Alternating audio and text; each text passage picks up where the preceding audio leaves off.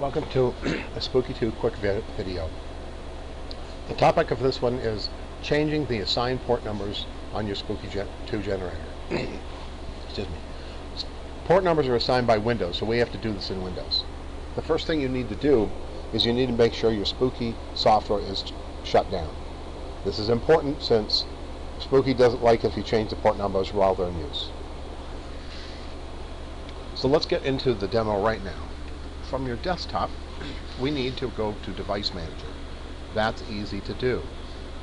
Click on the Windows, type in DEVICE, and here he is, Device Manager. This is Device Manager. Now, if we go down here where it says Ports, COM and LPT, that's where your Spooky generators are. These are them right there.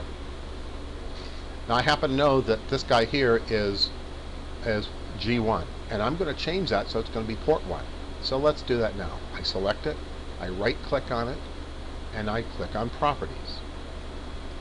In Properties, I'm going to click on Port Settings, and then I have to click on Advanced.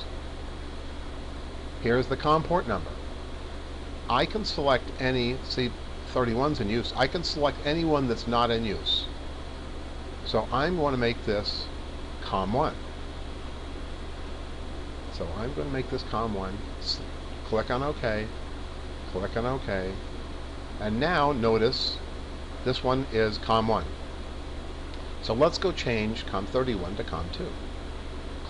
Right click on that, click on Properties, click on Port Settings, click on Advanced, click on the list here, and let's go to COM2. Now notice it wouldn't let me do COM1 because COM1's in use. If you need to do an in-use one, that's a little more complex, and I'm not going to cover it here. I'm going to assume that you're going to assign this to ports that are not in use. Click on OK, and voila, I now have 1 and 2. So that's all I need to do, except what you now need to do is you need to reboot your system. Make sure everything's nice and clean for when you bring up your Spooky. And when you start your Spooky software, it will now find generators 1 and 2, and you can use them just like you were before. However, keep in mind that if any programs you're running on there, when they are on their old numbers, you have to reload those on the new numbers.